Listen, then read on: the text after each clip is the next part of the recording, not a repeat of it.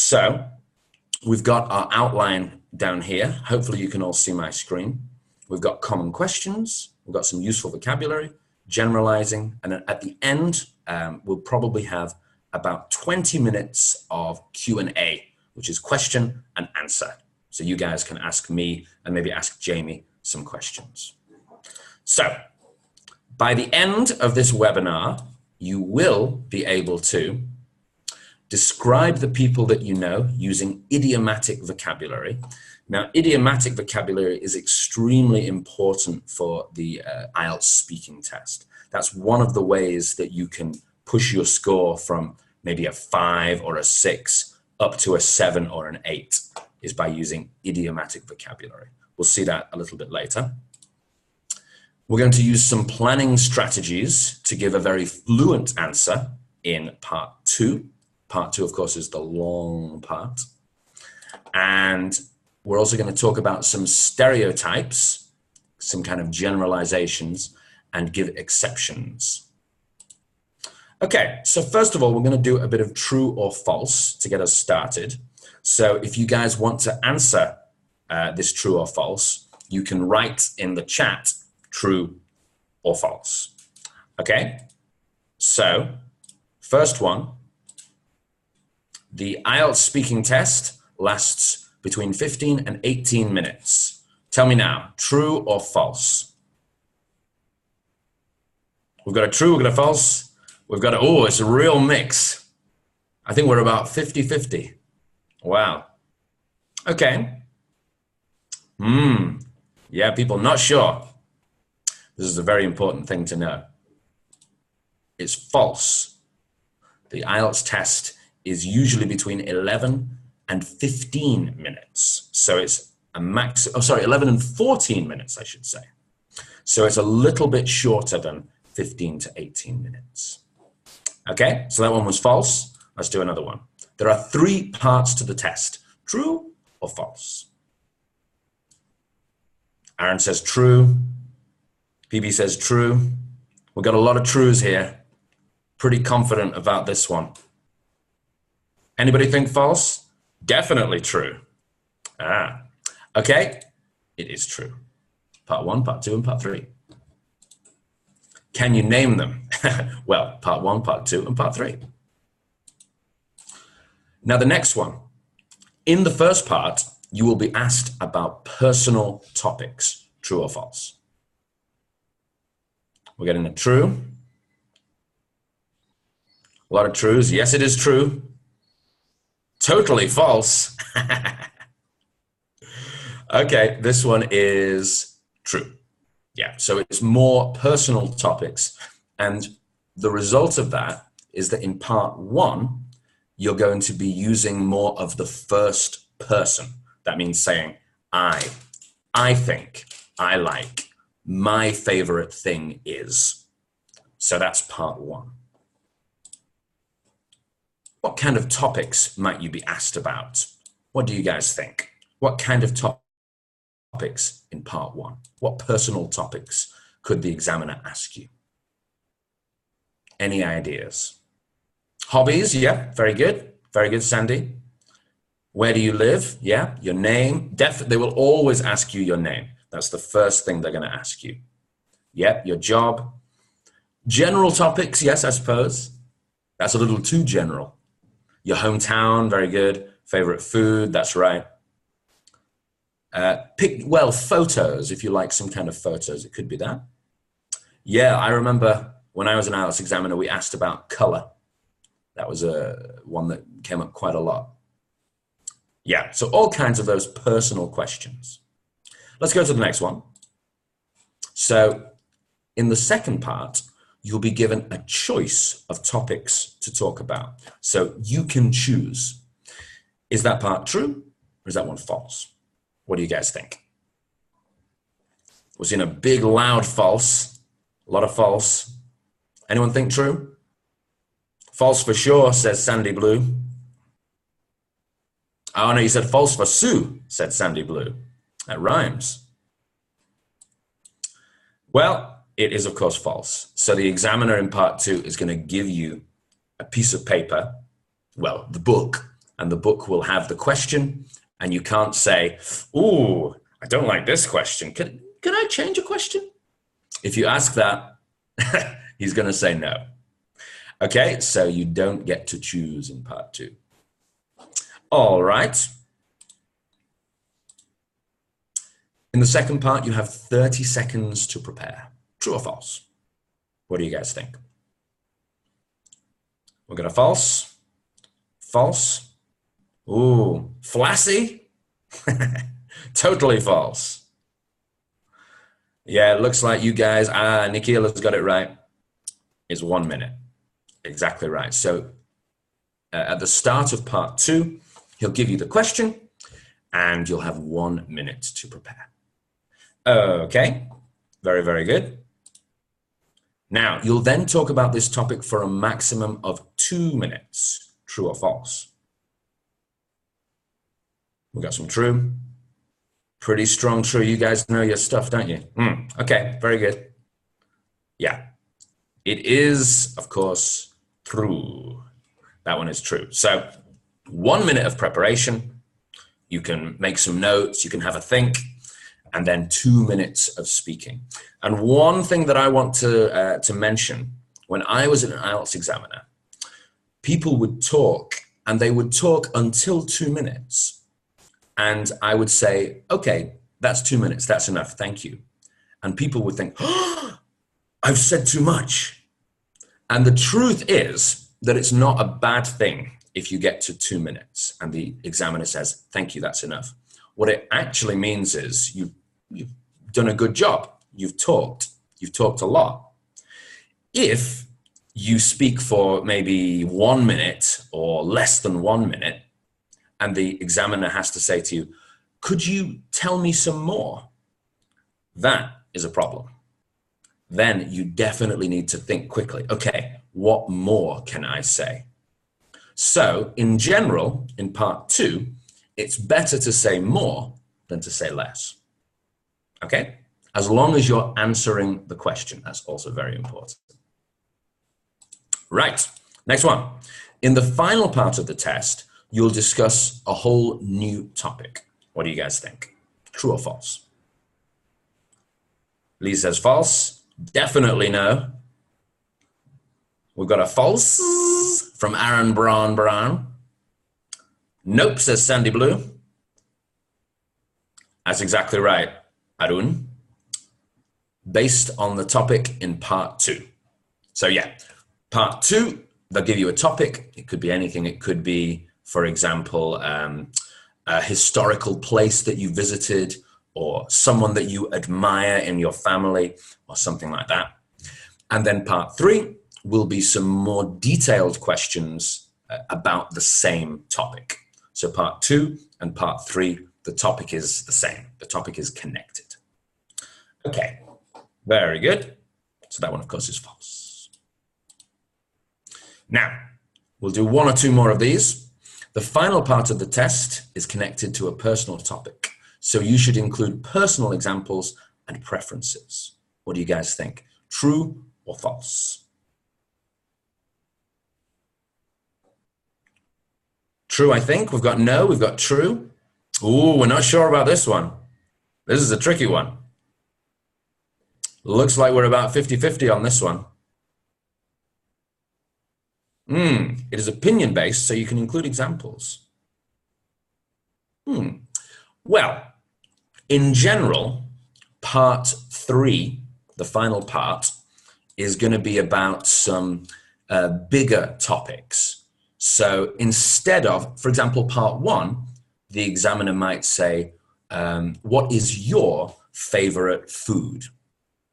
But in part 3, he's going to say something like, what are the most common foods in your country? Or why is your country famous for food? And then you're not going to answer, I like, or my favorite food is, because you're not talking about yourself. You're going to say, people in my country prefer to eat something, noodles or potatoes or whatever. You're going to talk about everybody. the big picture. You're going to be talking in the third person. So you'll say things like most people like, most people think, a lot of people say, and so on. Okay? So it's usually not about personal examples. So that one is false. Okay. We're going to move on now. We're going to go on to the next part. So we're going to talk about part 1 of the IELTS test. So in part 1, we've got a short introduction, and we have 3 sets of questions. So that's 3 different topics. And each topic will have 3 or 4 questions, depending on the time. And as we said, part 1 is going to be about you and some familiar, some personal topics that are kind of around you every day. And it lasts about 5 minutes. The maximum time it can last is 5 minutes. So in part 1, you might be asked about some of the people who are in your life. So what kind of people might the examiner ask you about? What do you guys think? Which people? Who would they ask you about? Yep, very good. Your father or your mother. Yep, your family, your brother or your sister, your friends, exactly right. Your teacher, yeah, that's a good one. That's a very common one, actually. Your partner, yeah, your neighbor, people who live next door to you. Your relatives, yeah. People who inspire you. People who inspire you would probably be a part 2 question. It could come in part 1, but usually that takes a longer answer, so that might be in part 2. Famous people, yeah, very good. Yeah, people you see on an everyday basis. That's a good answer. Your lover, I don't know about your lover, maybe. If it's a very personal test. They are personal questions. Let's have a look at some photos. So, who have we got here? We've got, who are these guys taking a selfie? What do they look like to you? I'd say probably they look like, yeah, your family. I think so. It looks like a big family. 3 generations of a family, I'd say. In maybe some friends, yeah. In the bottom right, they look like, they're probably friends, right? Who are these guys here? How would we describe in the bottom left? What word could we use to describe those people? I'll give you a clue. Yeah, very good. Colleagues, exactly right. Yeah. Associates, yeah, you could say maybe business associates, but probably the best word would be colleagues because they look like they're working together. And what do you see in this top right corner? The picture with the houses. Some loud music. Where is the loud music coming from? Who's playing the loud music? Exactly right. Yeah, it's your neighbors. Yeah. So yeah, could be a happy family. Maybe it's the family singing. Maybe it's a neighbor having a party late at night. Who knows? Okay, so you could be asked about the people in your life. Now, what kind of questions could the examiner ask you about, let's say, about your family? Let's start with your family. What questions could the examiner ask you? What do you guys think?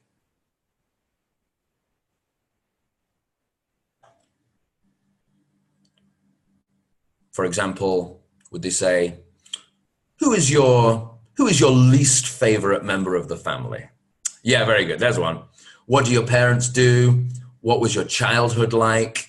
How many people are in your family? Yeah, who is the head of the family? Oh, that's a good one, Aaron. Who you take after. That means who you're similar to. Yeah, very good. Okay. So a lot of good answers there. So we're going to go on to describing people now. So how would you describe these people? Let's look at this guy. Does anyone have a word to describe this guy? 1 or 2 words. Any suggestions? Brave, yeah, I agree. Yeah, he's an adventurer. He's a daredevil. Very good, yeah, Sandy. Adventurous. Motivated, yeah, could be. He's definitely more motivated than me, 100%. Walking on air. Oh, living on the edge. That's excellent, yeah. We wouldn't really say bike hiking. This is mountain biking. Down, downhill dominator. Wow, that's great. Okay, next one. What about these guys? How could you describe these guys here? Caring, yeah, very good. Loving, supportive, that's excellent.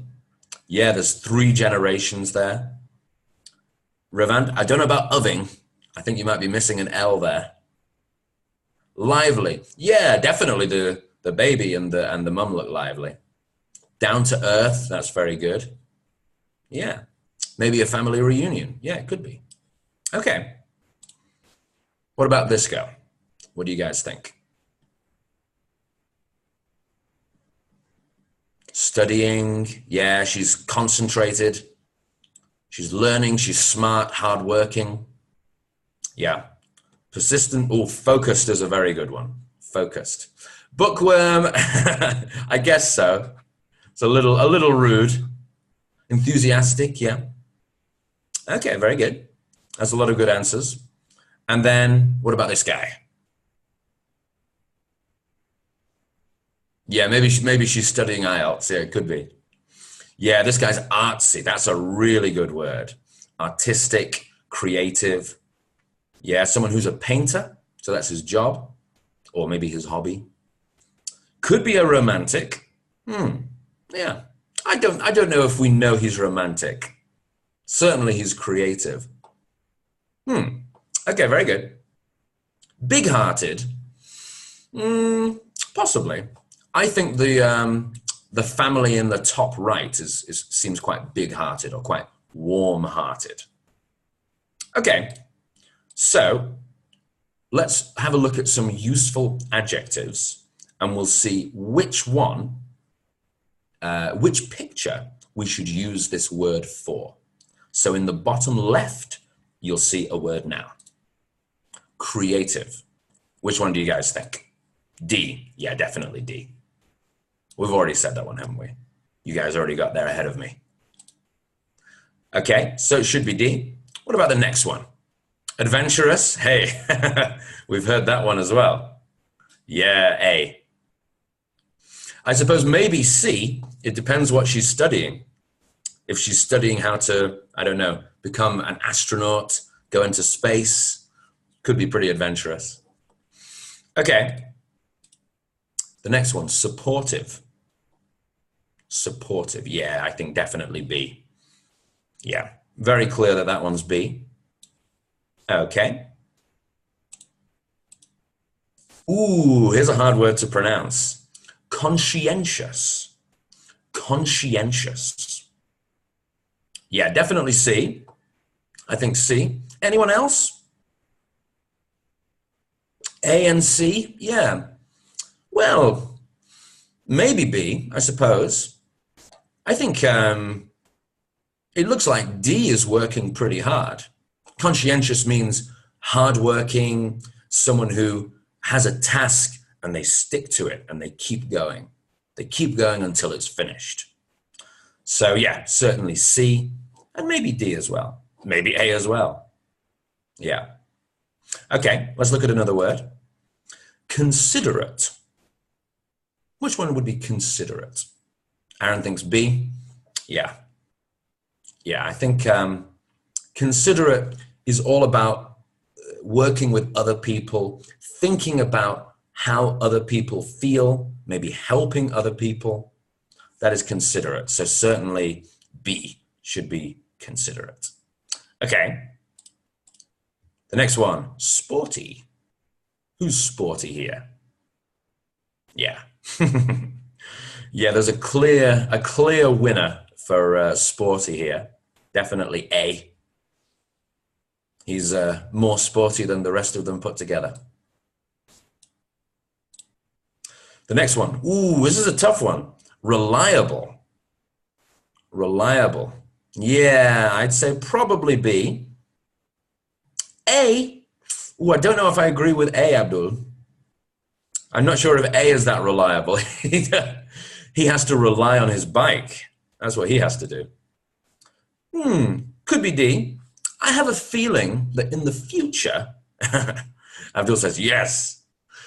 In the future, C could be reliable. She looks like she's studying pretty hard, so she could be someone we can rely on in the future. But yeah, I think the best choice here is B. The next one, ambitious. Yeah. It could be A. Could be A. It depends on the ambition, right? But if we're thinking ambitious for studying, maybe for getting a job, C is probably the best choice. But also A and D, it's kinds of ambition. So they could also be ambitious. The next one, I think we know this one, artistic. Yeah, everybody's gone D, D, D, D, D. Yeah, definitely a D. Artistic, he's very artistic, very creative. Patient. Which people here would you describe as patient? Yeah, B. A. Why A, Abdul? We're going to wait for Abdul to give his answer. But I think certainly B. I think you have to be patient to be a parent. If you're going to be a mum or dad, you have to be very patient. D is, yeah, he's so focused. Yeah, I suppose so. I suppose that's true. Maybe he's been preparing for many years to take this trip with his bike. But yeah, I think probably the best answer here would be B or maybe D. This is going to be our last one for now. Generous. What do you guys think? B, yeah. In what way is B generous? How could you guys describe why B is generous? And who in B is generous? What do you guys think? Very caring, yeah. Yeah, why is the grandpa generous? What is he doing? Yeah, very good, Ludovica. Yeah, he's giving up his free time. It looks to me like mum has come over. She's going to give the baby to grandpa, and then she's going to go and maybe do something else. Maybe go to work or go and go shopping or go and have fun. But grandpa's going to be patient and generous and help look after the baby. Okay. Right, so we're going to move through. You can see all of those words here now. We've got a big old board of these. So here's a question. In your family, who are you the closest to? I'm going to put this one to Jamie as well. Jamie, what's your answer to this question? Who are you the closest to in your family? I'd probably say I'm closest to my younger brother, Alex. Yeah. And why is that? I think we're very similar in a lot of ways, and we like to spend time together. Like we've been traveling together. I go and see, he's a musician as well, so I go and see him play his music quite a lot. Does he live close to you? He does. He lives here in Edinburgh. Yeah. Very good. Okay, that's very nice. Yeah, I'm probably also closest to my my younger brother, but he lives a long way. He still lives in England. Yeah. So I don't see him as often. For sure. Yep. So we've got some answers coming in. Thanks, Jamie. So we've got mum. We've got mum. My siblings, says Sandy. Yeah, a lot of mums here. Yeah. Sunil says my mum as well. Older sister. Okay. Okay, so there's lots of different choices that we could say here. And this is definitely going to be one of the questions that you could get in part one. Now, more difficult question. Out of, let's say, all of these ones, do they have any of these qualities? What qualities do they have? which of these words could describe that person? Supportive, reliable. Yeah, very supportive. Generous. Yeah, we're always going to be closer to someone who's supportive and reliable and generous. Yeah, patient as well. That's a good quality for a family member to have. I'm not sure how useful adventurous would be. I think you probably want maybe your friends to be adventurous and your family to be supportive and reliable and generous. Ooh, confident, creative, and talented. Oh, wow. That sounds like your brother, Jamie. Okay. So that's some qualities, and you guys can choose 3. Ooh. So confident, creative, and talented. You got that one. Sandy says conscientious and supportive. That's a very good combination. Conscientious on the one side and supportive on the other side. Supportive, talented, and generous. Excellent.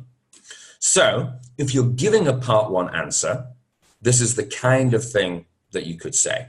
You could think of 1 or 2 or 3 of these characteristics and use them, and maybe give an example as well. So for example, why are they supportive? How have they supported you? Things like that. Okay. So let's have a look at an example answer over here. In my family, I'm probably closest to my brother Alex. This sounds familiar, Jamie. It's a true story. Yeah.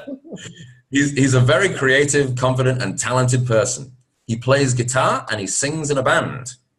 So lots of details, and we're talking about things that are close to us.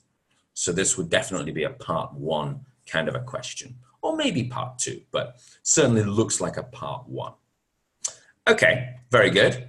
Very happy to hear about Alex. Now, which 3 adjectives would you use to describe yourself? What do you guys think about that one? This is a bit harder, right? I think it's hard to be kind of too generous about yourself. Aaron says he is talented, supportive, and patient. Ha says creative, confident, artistic. That's a good combination. Adventurous, considerate, confident. That's a very good combination as well. Adventurous, considerate, and confident. Excellent. I think for me, I don't know. Considerate, I hope so. Sporty, I used to be sporty. Yesterday I played football. I'll tell you guys this story. I played football for the first time in 2 years, and today I can almost not walk. My legs are so tired and so sore that I can barely walk. So I'm not really sporty anymore, but maybe conscientious. Okay, very good. So these are also ones that we can use about ourselves. And of course, if you're giving an answer, also good to say why. Actually, that's a useful tip in general. If you are a person who has a problem talking for a long time, whenever you come to the end of your sentence and you think, what can I say next? Just ask yourself that question. Why? For example, if you say, I'm closest to my brother, think to yourself, why? Because he's a very kind person. Why? And so on and so on. And if you ask yourself why, you will give yourself lots of things to say, and you will be able to talk for a longer time. Yeah, and giving a short reason. You guys are right. Well, let's have a look at this one. That's a difficult question. I'd say I'm quite adventurous and sporty, but I can also be a bit inconsiderate and impatient at times. So some of these words, like inconsiderate and impatient, we can say in the negative as well. But always make sure you check what little thing goes before the word. For example, considerate is in, I-N. Patient is im. You could also have un or dis, and there's many others as well. So always check that. Now, we're going to go and talk about describing relationships. And in a few minutes, maybe another 5 minutes, we're going to have a Q&A. So please get your questions ready for me. So let's have a look at these people. Ooh, very different situations there, I think. How would you guys describe these relationships? Let's start with the one on the top, the two ladies. How could you describe their relationship? Best friends could be. A meaningful relationship, that's a great word. Yeah, they could be close friends. So someone you can count on. Yeah, very good. Could be sisters. So if we say supportive, you could say they are supportive of each other. They are supportive of each other. Cordial is a little different. Cordial is more like not very, very close, but they're okay. They're not your very close friend. We have cordial relations. We're okay, we don't hate each other, but we're not, for example, soulmates. Yeah, these guys enjoy having a chat, going for a stroll. Lights up the room. Oh, easygoing. Easygoing is a very good word. Now, what about the people in the bottom picture? What do you guys think about their relationship?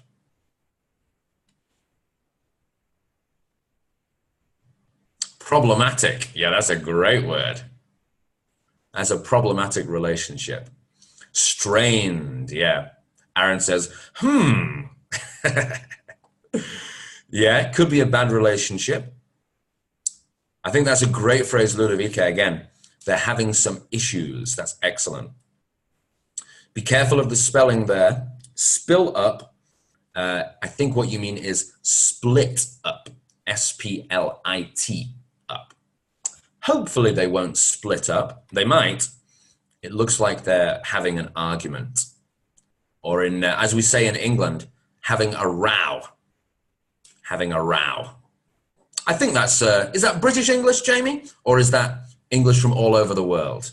Which one is that? Having argy-bargy or? Argy-bargy is very good. It's definitely British English. Yeah. Yeah. Having a row. Having a row. Is that British English or is that? I've only heard it as British English. I don't think I've ever heard an American say that before. Let me check though. I'll have a look. Oh, yeah. You can let us know. Yeah. And that's how it's spelt as well. Yeah. R-O-W. Like row, the verb to row your boat. But have a row. We are having a row. Okay. So there's many ways that we could describe this couple. If they are a couple, maybe they're brother and sister, who knows? Okay, so here's a very important question. Do they seem to get on well? What do you guys think get on well means? What does that phrase mean?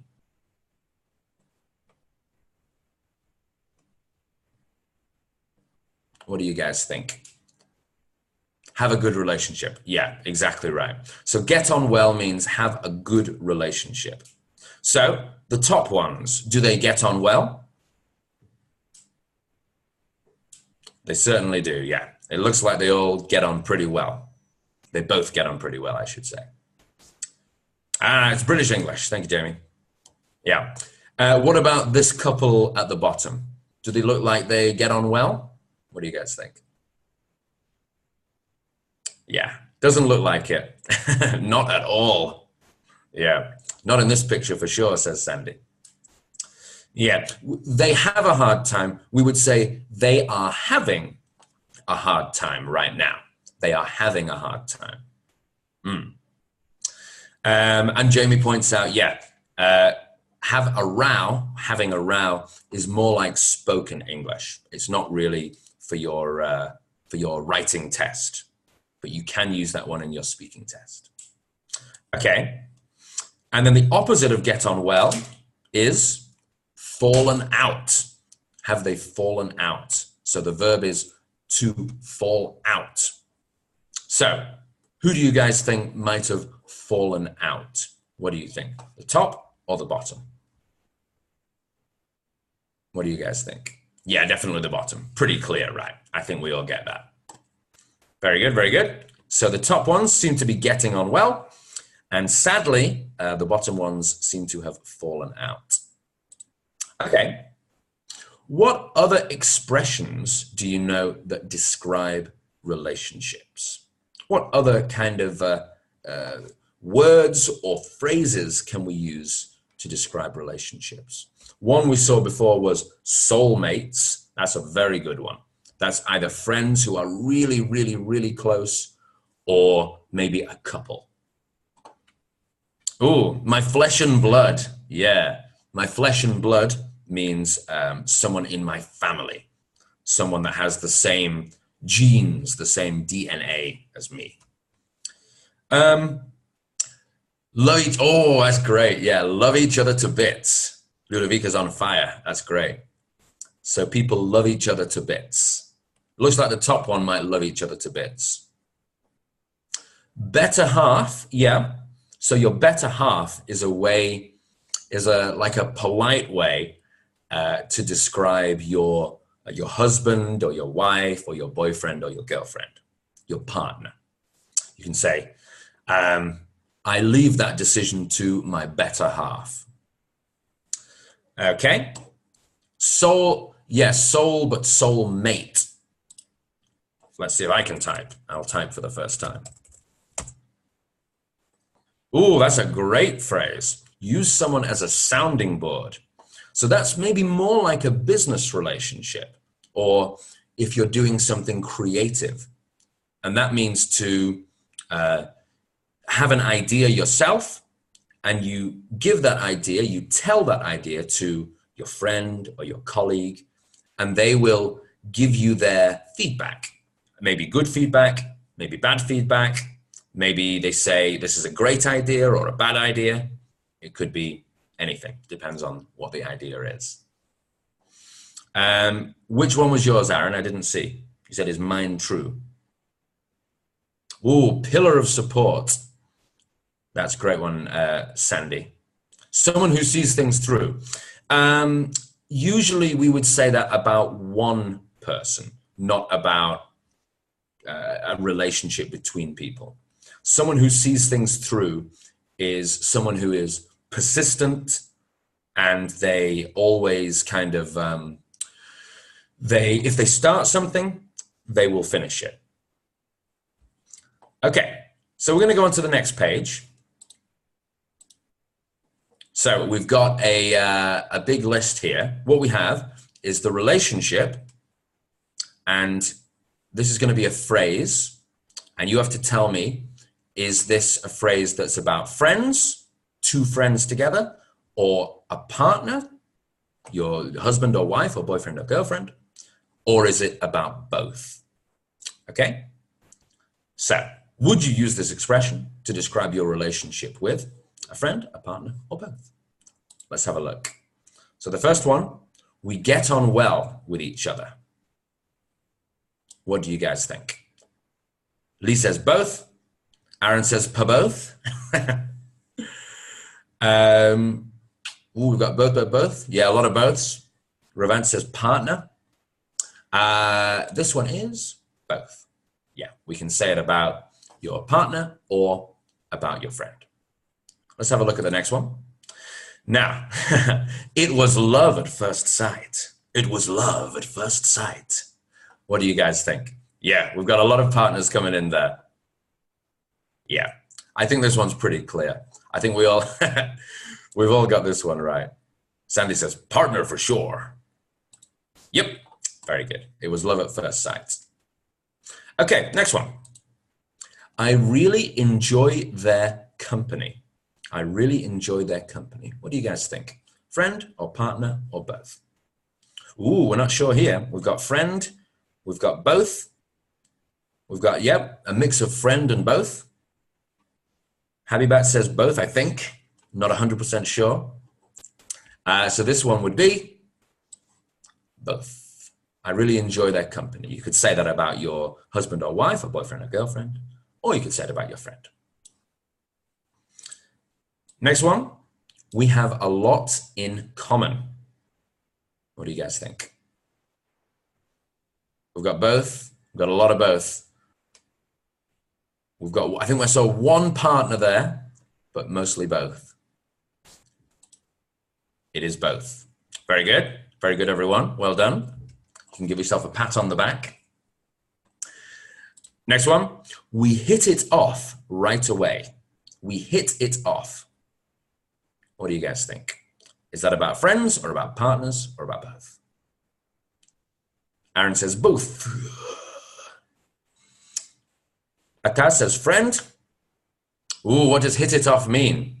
Well, that's a good question. I'll tell you what it doesn't mean. It doesn't mean that. There's nothing about punching or hitting people. Hit it off right away. So first of all, what does right away mean? Right away means immediately, without any time, at the very first time. So yeah, exactly right, Francesca, immediately. Hit it off means to start your relationship in a good way. So another way to say that is you clicked straight away.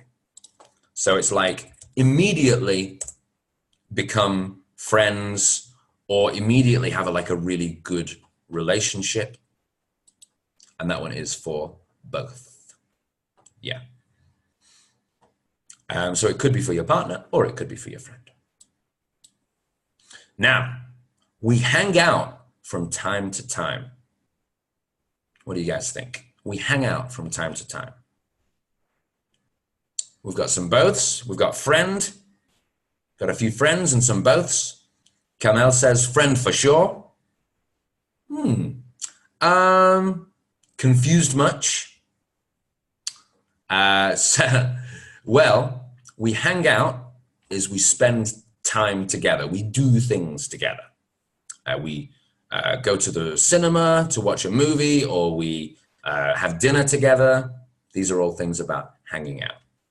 But the important thing here is from time to time. So this one should be your friend. If it was we hang out all the time, you maybe would say partner. But because it's only from time to time, the feeling you get is this is a friend. Let's look at the next one. We've been together for 5 years now. Abdul says, yeah, woo! We've got some boths, a lot of boths. Arun says partner. Francesca's saying partner. So the first lot of people said both, and now everybody's saying partner. Hiruni is saying both. Well, that one is just for partner. Yeah. So if you are with someone or you're together, for example, if I say, are you two together? That means, are you partners? Are you in a romantic relationship? So yeah, if you say to your friend, we are together, your friend is going to say, are we? I didn't realize our relationship was like that. So no, this one is about partners. And the last one, we've kept in touch over the years. We've kept in touch. What do you guys think? Friend, yeah. Pretty strong one for friend. Yeah, that one's definitely friend. Okay, so to keep in touch, the feeling of that is you knew each other or you met a long time ago, and maybe now you live in a different place or you have different lives, but you still talk. You still talk. Maybe you call them, you write them emails, you write them letters maybe, or you occasionally see them. That's exactly right, yeah. We've known each other since we were kids. Okay. Let's go on to the next page. So I think we're getting pretty close. Jamie, what do you think if we did a Q&A now? Think it's about time? I think so, Francis. Yeah, I think it's all right if we move on to the Q&A. That would be Okay, great. very good. All Cool. right, so So, I'm yeah. First of all, thank you very much for presenting, Francis. That's been excellent. So thank you. Thank you guys for sharing all your answers and your vocabulary with each other. That's been really helpful as well. So we've got some time now for a Q&A. Feel free to ask your questions using the Q&A box. You can vote for the questions you'd like us to answer or to discuss first. We'll tackle the most popular ones first of all. So yeah, Francis, if you're ready to go, I think we can jump into the Q&A. Yeah, sure thing. So I can see 3 questions so far. All of a sudden, there's a lot more questions coming. Yeah, yeah, definitely. I think for the first one, for Angita, who asked this one first, perhaps I could make a suggestion on this one because it's quite general. The question is how to improve our writing task 2. And I think that's a very general question. It's probably a bit too much to cover just in this Q&A. But if you'd like to have a look at our other webinars on Writing Task 2, you can check them out on our Facebook page. And we've covered a range of different writing tasks, different writing questions. So you can see the videos from there and you can get very detailed advice on how to answer each type of question. So Angita, I'm putting the link to our Facebook page in the chat just now, and you'll be able to find the recordings on there. So hopefully that will help.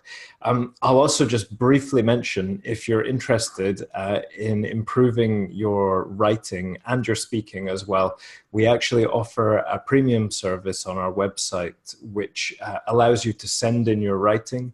A qualified examiner will grade it for you and write a report with very detailed feedback. So that's something that can help you to improve your writing. We offer a similar service for speaking as well. So if you're interested in that, I will put the link to that in the chat as well. So that's enough promotion from me. We'll go back to the Q&A.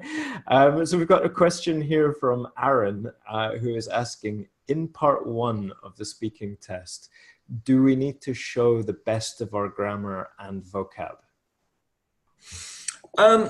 It's a good question, Aaron. I think you want to show your best grammar and your best vocab and all of your best skills as much as you can. It's not like you're kind of, you have a gun with 1 bullet and you can only fire it at a certain time. I think just at any time in the test, part 1, 2, or 3, just do your best to listen very carefully to the question and answer the question as accurately as you can. And in as clear a way as you can.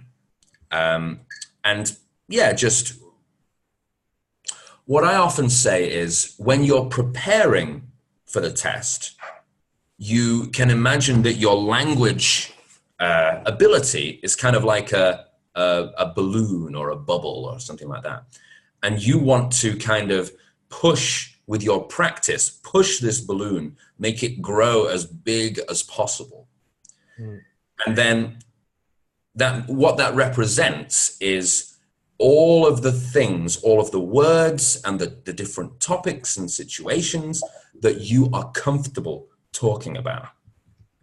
And then when you come to the test, you come in a little bit and you talk in a way that's just inside your comfort zone. What I mean by your comfort zone is the place where you know that you're going to say things correctly.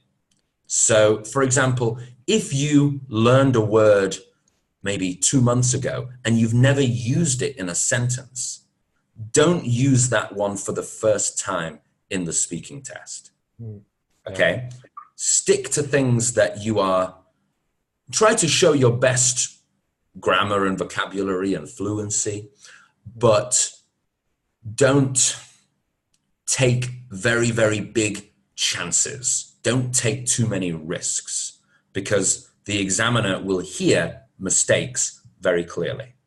Excellent. Great answer. Thank you, Francis.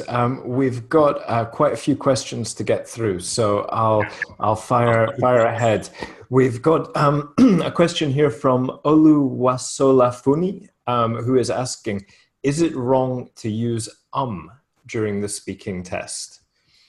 That's a great question. So one of the 4 parts of your speaking test score is about fluency. And if you are leaving a long pause like that, then the examiner is going to hear that and you will get a lower fluency score. What I always suggest, instead of saying or if you are in the middle of your sentence and you have a pause or a word that you can't quite remember, say something, say an English filler. What filler means is that thing that we say when we are thinking. For example, in English, we say, I'm going tomorrow to the supermarket, and I'm going to buy some, carrots.